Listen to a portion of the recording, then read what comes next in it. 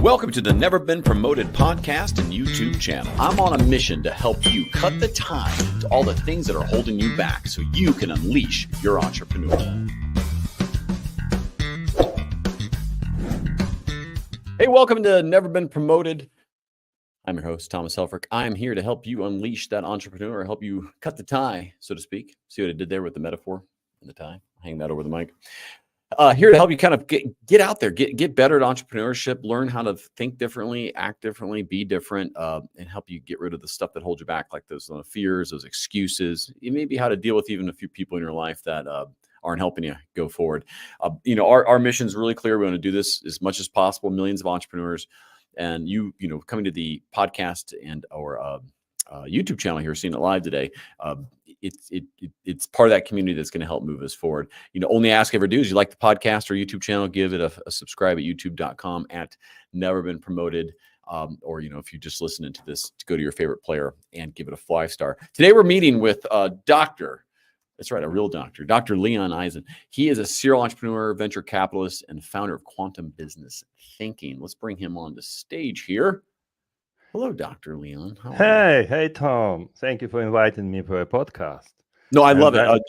Your background's amazing. I'm super, I'm looking forward to this. Super excited because you've done this several times. You got to, and we're going to hear about what you're doing with the Quantum Business Thinking. But very nice to have you on. Do you take a couple minutes just to kind of give a little background on yourself, because it's a fantastic story, and let's hear it. Give us your backstory. Okay, so I'm ready to cut my tie. So let's start. I went through all stages of, I think, personal development. I was a scientist. I did my PhD in quantum computers, and then I went to work like engineer for many years. And when I became executive for one of the successful startups, and then I created my own startup in 2008, 2009. And I raised my first $1 million exactly in the middle of the crisis. That was almost impossible. I was told by all my friends, just leave it. That's impossible. You cannot do it. And within several years, we created world's first FDA-cleared wearable monitor. Everybody was thinking about wellness, about Fitbit. Apple didn't exist that time. And we decided to do it medical, because I spent a lot of time in healthcare industry and development of very unique and breakthrough medical devices. So I decided that this is my mission, to bring something new to the market that didn't exist before. So I was focusing on this mission, and we delivered the world's first FDA-cleared medical device, wearable medical device.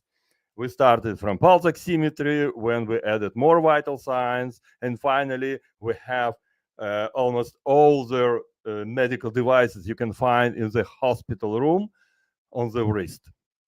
And many companies use our product today, like a predicate for other devices. So this is my story. And after 10 years of managing this company, I was a founder and I was a CEO.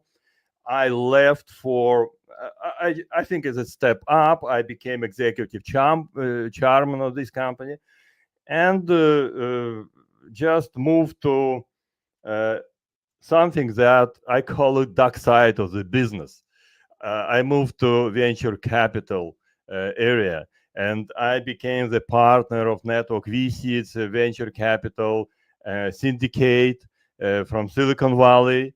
And I started to learn how to invest, because all my life I was from other side of the business. Now I'm just another side of the table. And I have to learn how to think differently, how to think like venture capitalists. So every time in my life, I broken my teeth and broken my head to think differently. If you move from scientist to engineer, you have to think differently at all. When you move from engineer to entrepreneur, first-time entrepreneur, for example, it's also you should think differently. And today I should think like venture capitalist. And also, I continued like entrepreneur. I've co-founded another 3 companies, and it's quite successful today. So a lot of things I'm doing. So, and also I'm a senator to World Business Angel Investment Forum. We are affiliated with G20, and we are working on financial inclusions. We help developing countries with financial inclusions, and this is I like the most because it's something. It's a global impact. Yeah. Well, so your background's impeccable, right? And if you think about what a lot of entrepreneurs, even yourself, has gone through to learn and change, we have this notion of kind of cutting the tie, right? And a lot of that has to do with your thinking of what you're holding on to, presuppositions you've taken in life, that things you've, nurture versus nature. Maybe in your own journey, starting with there, what's been like the biggest? What was like the biggest thing you had to overcome, like how you thought or whatever it is, to kind of take that next step? Like, and maybe start with your own first company. What was the hardest thing for you to get over or to adapt to? First of all, because it's a medical device company, you cannot do it in a garage. So you have to raise money, and it happened. It was in the middle of the crisis, and it was really very difficult. But I failed many times, and I spent a year to raise the first $1 million. And people laughed at me because you found why you're doing today. You cannot do it in a year, in 2 years.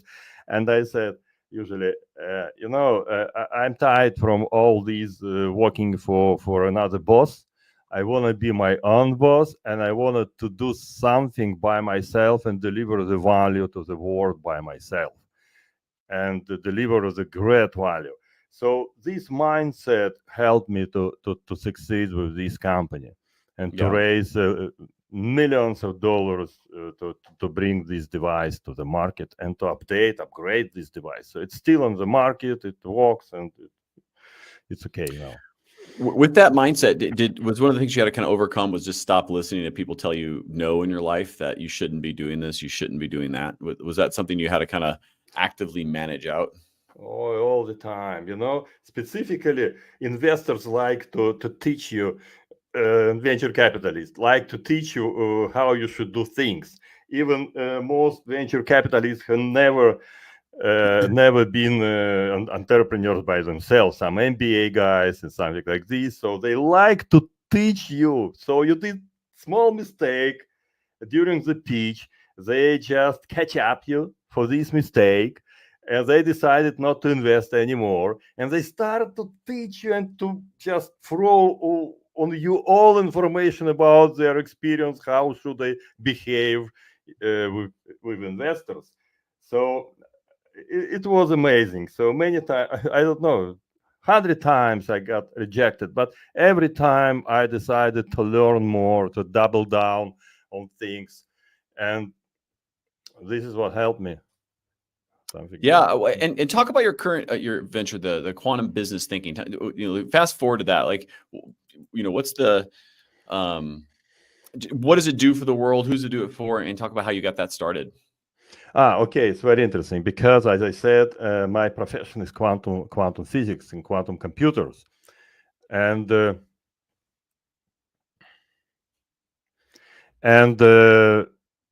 I just like it very much, and I never stopped to learn about quantum physics because I consider quantum physics like a nature.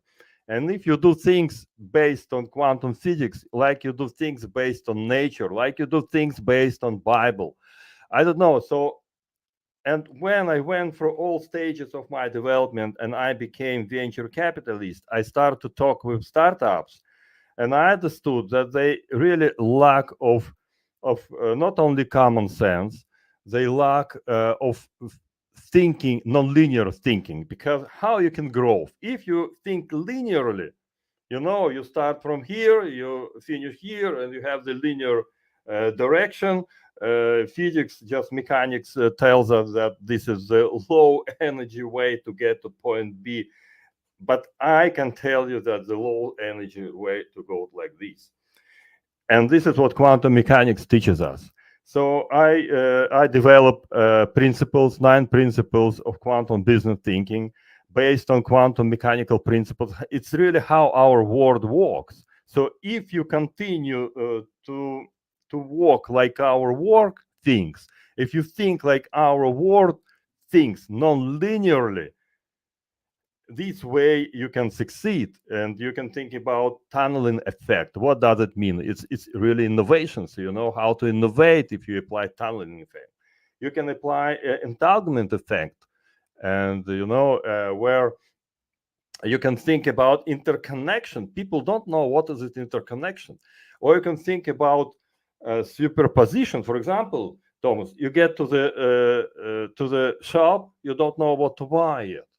You are in superposition state, and your mindset, your subconscious mind works on the principles of quantum mechanics. It was proved already. Recently, I had an interview with Professor Jerome Buzimeyer, who founded he founded quantum decision making theory and application, and we were talking about how to apply, for example, quantum thinking to collapse people's decision to specific direction. So you got to the shop again, you don't know what to buy, and the job of sales manager to collapse your superposition vector, I would say, to specific projection, that is called to buy.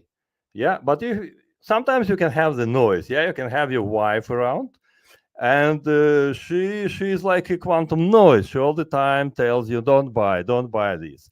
So so this I'm not calling pure, my wife quantum noise or noise at any point. I value my relationship. That might you know, no, not your that might wife, be that might be just in general. I'll be a 0 and a 1 at the same time at that point. Yeah, okay. So if it helps to, that's amazing. But from quantum mechanical point of view, any noise around that distract you from accepting decision, this is we call the noise. So depending on, so these are just a little bit about quantum business thinking, and in business you can apply it for example, for leadership, because you know more than 50% of leaders, they think only, or they think biased. They think based on their experience. They do not accept another opinions. So if you think in superposition way, or there is another quantum principle, it's called duality principle. So you could accept totally opposite opinion, and you only win if you make it, because there is no true in our world. And quantum mechanics tells us that our world actually is not real. There is no true. So true is only our perception. And so if you know how to transform your perception into perspective and put yourself into the shoes of other people, you will succeed in your business. And this is what was in my it's my fundamental behavior. I accept all opinions, and all the time I think, okay, I'm in superposition of these opinions. I have to choose something that is sum of all these opinions in the best way, in the best direction. So in simply saying, conventional thinking is thinking about outcomes, about points. Quantum thinking is thinking about direction and layers and planes. So you have many points there, many outcomes laying in one plane to and have vector towards most right decision.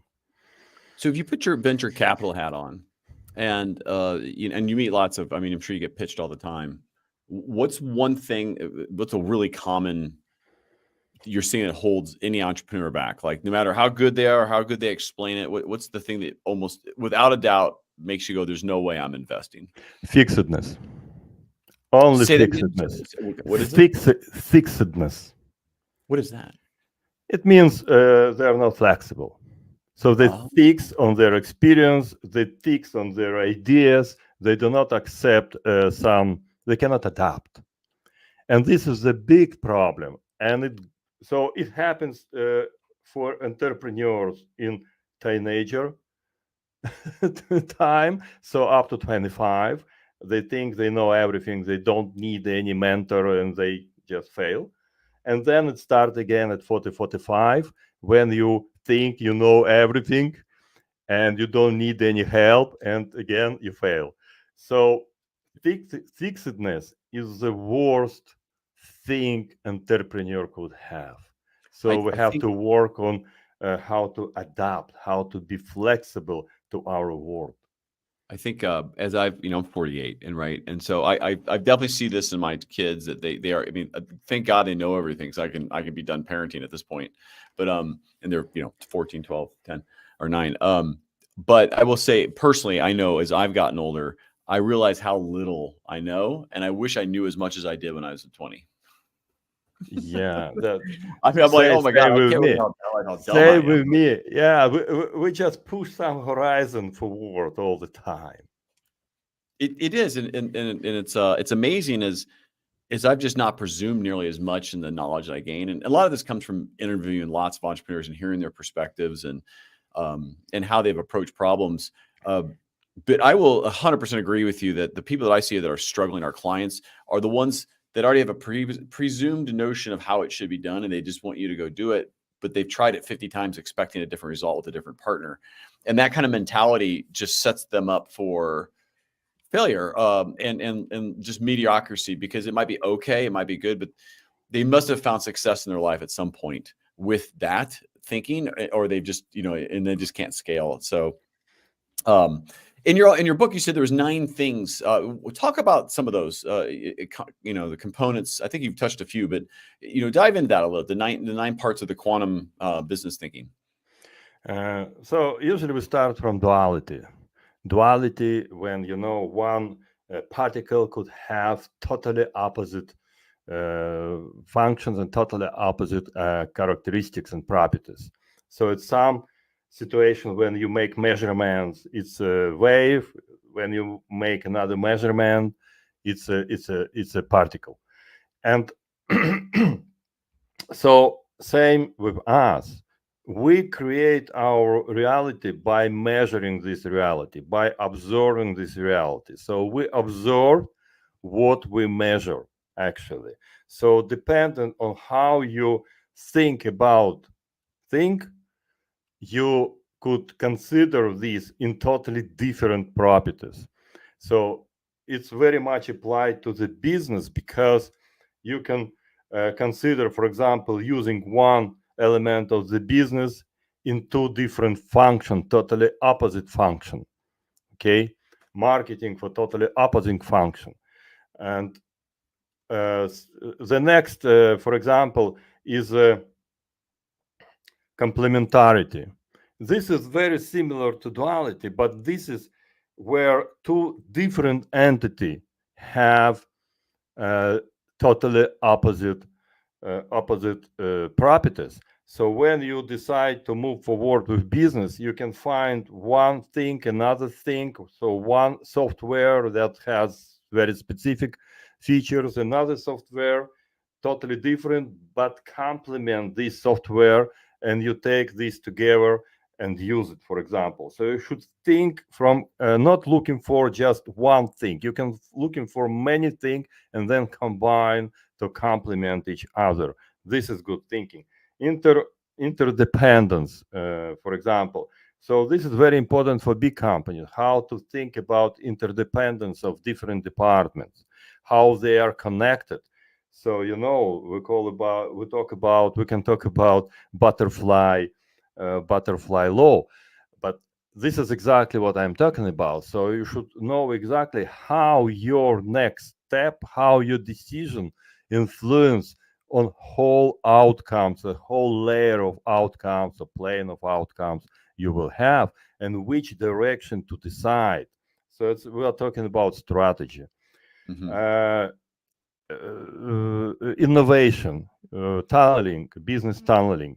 when you should think innovative way all the time. You can ask yourself, can I do something with lowest energy applied? It means lowest resources apply. I could get to the maximum result. So instead of taking everything what you have on the table, just to think how to win. So how to make efficacy or maximize your efficacy, because efficacy it's a directional, and efficacy it's a ratio between outcome and resources spent. So this is what talking about quantum tunneling. So you don't have to apply anything and move through the tunnel and create some innovative thing. So I can talk about it for a long. So I think this is enough. Otherwise, people will get crazy about it. What? Talk about something else. So, when you're investing in a company, is it really more the founder than it is the idea? No, idea is important as well, but founder is the most important. Yeah. Because Are we talking like 51-49 split, or like what's the? No, I think 80-20. Because if you have amazing ideas, but we don't have biocompatibility, I cannot work with you, right? If founder and investor cannot go alone and cannot be aligned, it doesn't matter what kind of idea. You cannot do it. And if you have amazing founder, great guy, but he cannot implement things, that's also, you cannot do it. So it's very important to have this specific ratio of understanding. I prefer again, it depends. I can tell you why. But I prefer to have a little bit less professional guy, but not asshole, because culture of the company is very important. And here we come to five. Also, I developed five elements of any business, what I teach for startups. So these are market, viability, operations and products, ethics, and sales. I call it moves. So it moves, right?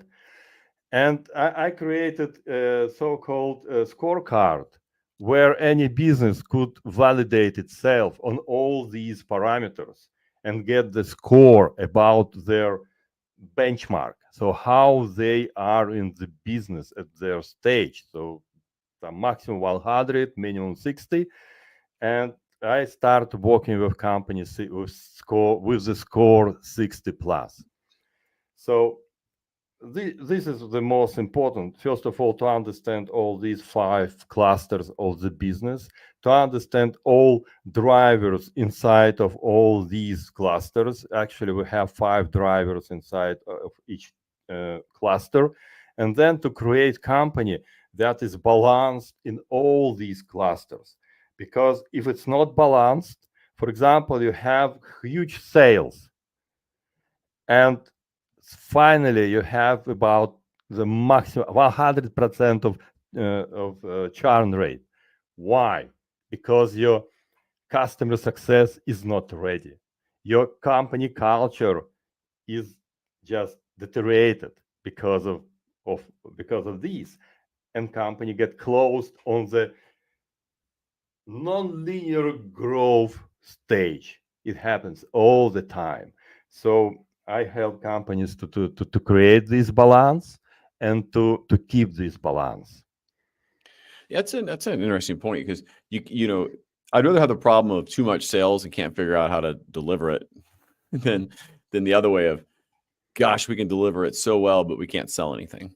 Because I think one's harder than the other. I think marketing and sales is, revenue trumps everything, right? You can fix everything with revenue. You can even fix your CEO if he sucks and he's the founder. You can get rid of him. Like, you can just give him money and he goes away, or he or she. When you're out, you do a lot of public speaking. Like, what's one of the biggest topics, like maybe that's going on right now in the startup world, that you have a really high passion for discussing? No, it's AI, definitely. It's a flow. People try to top on the flow, and this is very important. It won't be for a long time, and so people try to piggyback on it. And this is from one side, it's I laugh on this. From other side, people really make money based on these and grow. So I think AI and application AI for different directions. But what I predict, I know many companies and startups, it's like antivirus was 30 years ago. It's anti-fake Like deep fakes and things like software. this. I think it will be very strong business because in 1-2 years, fake video, audio just will flood all our world, and we have to be ready. So I would invest today in anti-fake startups and creating some platform that could recognize immediately fake and real.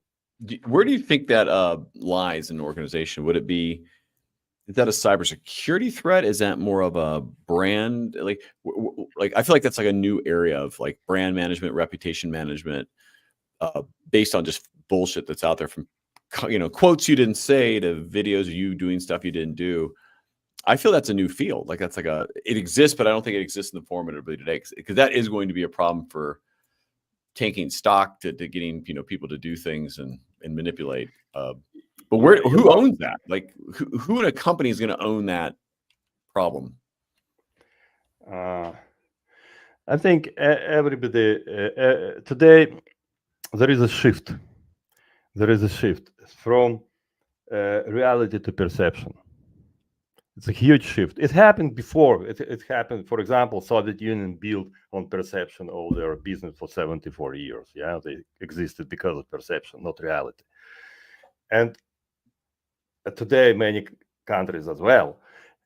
But what's important that all the shift towards creating perception, and perception just equal brand. It's not right, but this is what people think. So if they create perception, they create brand. Some could deliver then, but most of people cannot deliver because they don't have background, they don't have knowledge, but they create perception, they hire brand developers, and then they fail and lose money. But somebody who leave, they have amazing opportunity to thrive and to grow. So I think every company today experience this shift. They move from real value delivery to perception delivery. At least fake it until you make it. And this became a cornerstone of any company trying. It came from startup world. Any startup does like these. But some startups do it too much, like Theranos, for example. Yeah, they do it too much. But I can tell you, all startups. The idea was good. Theranos being I can't think of her company's name right now, but basically they made up all the results and nothing actually worked, and insane amount of money raised. And I know startup raised $500 million, and for 15 years nothing worked. So it's insane. It does, and it's then you'll in perception's a lot, and sometimes the game is not so much in the startup. It's it's the get the money in, so the next round gets you money out, and that's the game. It's just create false equity. Do you think though there's a shift in that notion where more investors are wanting to see some kind of actual business ran, like a profitable actual revenue, or at least break even given current operations before investing? Yeah, sure. There is a huge shift. And if, for example, even 10 years ago, a seed round and round A, you didn't have to have any revenue. Today, even seed round, investor ask for revenue, ask at least initial revenue, and ask for steady growth or nonlinear growth through the months. And this is the shift. So investors are looking for a product market fit today. Yeah, it's funny because my company is instantly relevant. We started off as we had early access to OpenAI, And so we were trying to create content long form using this. And I quickly saw that, oh my God, I'm getting out of that, because there's no way you could be an AI company in the space, because it's going to just be moving so fast. It's going to, like, every release of OpenAI is going to decimate all these companies that have built upon it. And so it becomes like almost, uninvestable, because like, why would I invest in your little widget type, solution when GPT is just going to use AI to rewrite that on the next release? Like, it's going to be, so it's like, we got away from it and we went to services. And I know a bunch of companies who've done that, who've gone to a services model because they were just trying to get revenue in. But their ideas, and I'd love to see here you say, hey, that doesn't work, or it validates. But even ours is, we just said, let's do services, let's get in the industry, and let's see where the problems are. And let's go back to investors once we see a bigger problem to solve, and a way to mix humans, AI, and a service maybe all wrapped up together to do it. Is that, and that's just not my theory. I was kind of mentored into that from our investor group, but is that a valid still way of thinking, that like, it just get some revenue and get a brand and get into a zone, and then you can establish that your ideas and your things are working, you can run a business? Does that help on the investment side, or does it still come back down to, hey, you're still going to need to bootstrap this thing and get it off the ground? This is a very I don't know. It's not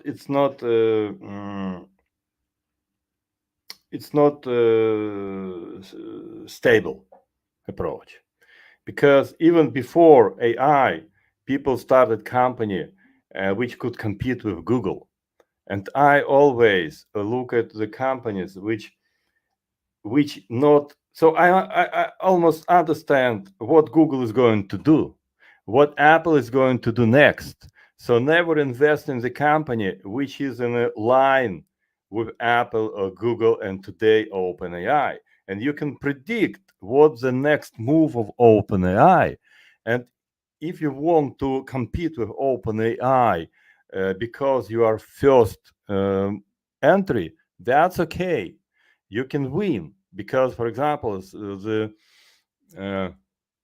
many first entry before big company get into this business succeeded because they were first entry, right?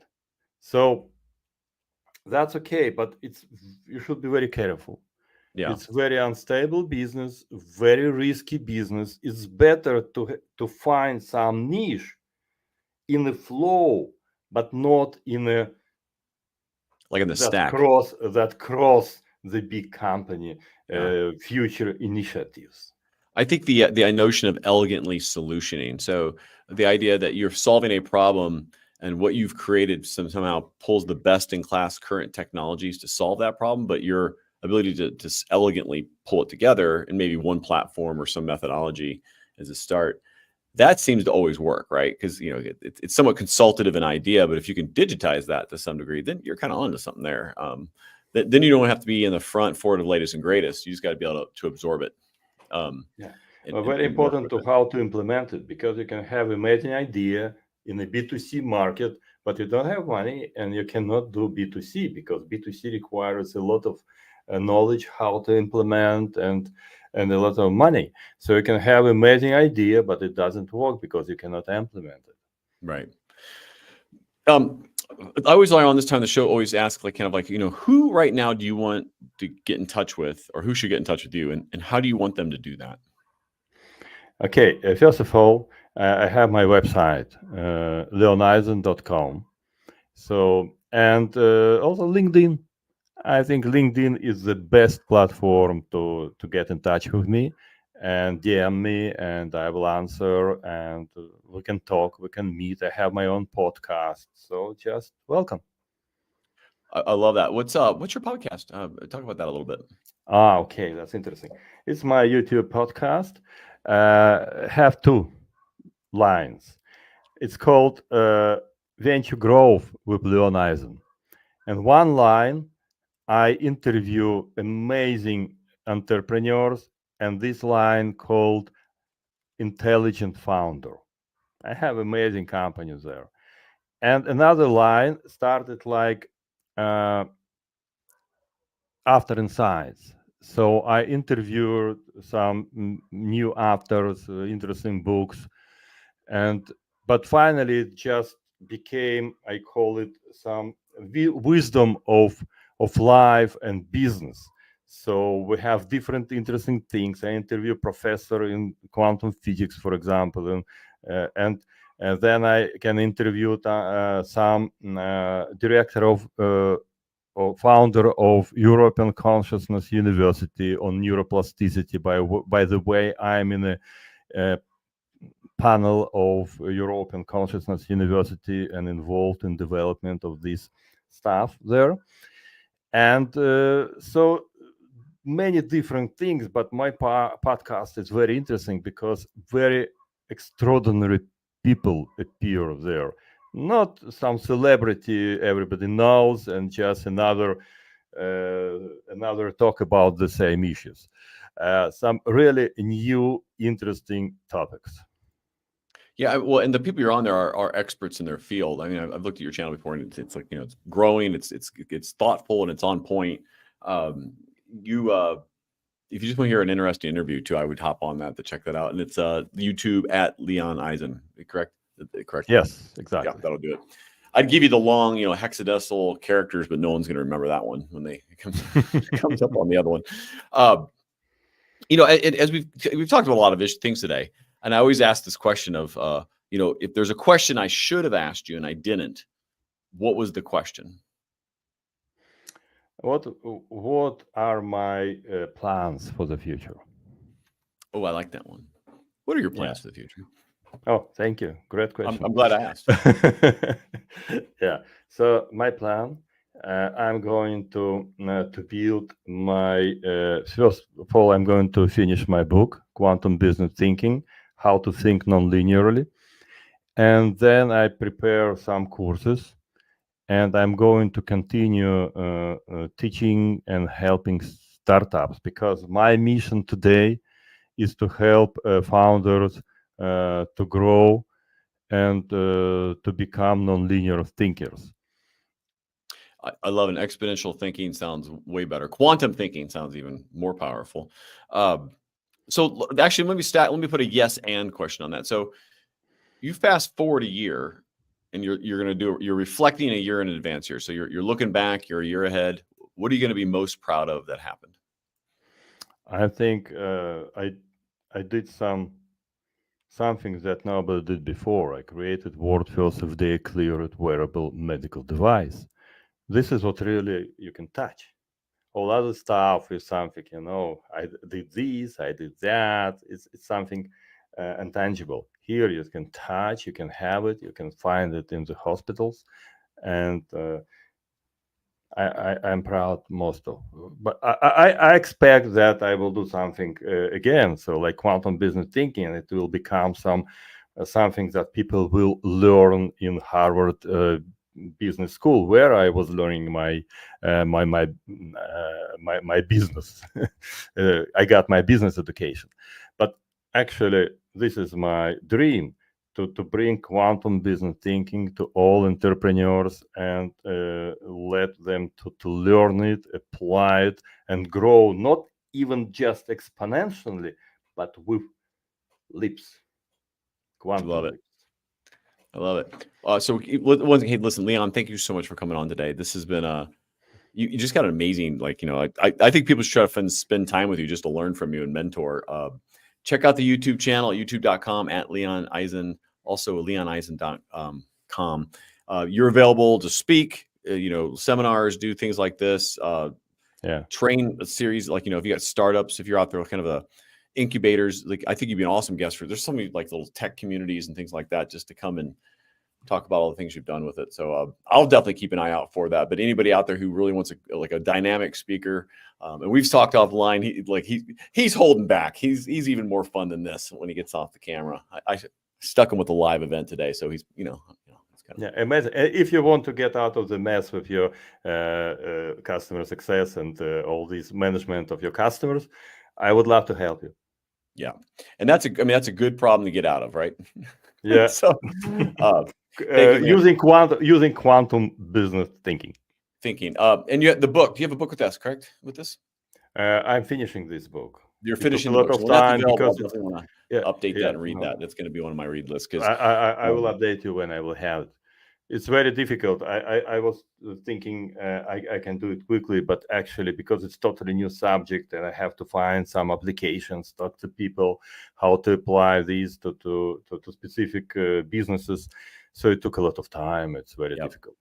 You know, somebody asked me to explain quantum physics to them, and I said, it's yes, no, and maybe all at the same time. Exactly. That's it. It's funny. You'll write your book. You should put it through like, you know, GPT or Gemini and say, hey, write it like so a third grader understands it. Yeah, I'm writing the book for, I don't know, for 12 years old, teenager, 12 years old. They should understand this. Yeah, you have to, because if you can't consume the data, it becomes someone else will do it, and yours will be a great book that no one reads, right? You want to be where someone can easily understand it and want to meet with you to get in the weeds or learn more of an aspect of it, or something resonates. Like, can you solve that problem for me? Yeah, and it's also full of life hacks, so it could be very interesting. So life hacks, I'm all for. Those are good. The best life hack, I'm gonna leave this. This has nothing to do with technology. You know, pistachios, they're very kind of hard to open, and you get one that's just like too small, and you just kind of, you're about to throw it away and you feel bad because it's like, you know, they're kind of expensive. If you take the shell, half shell of another one, you put it in there, you just twist it, pops right open.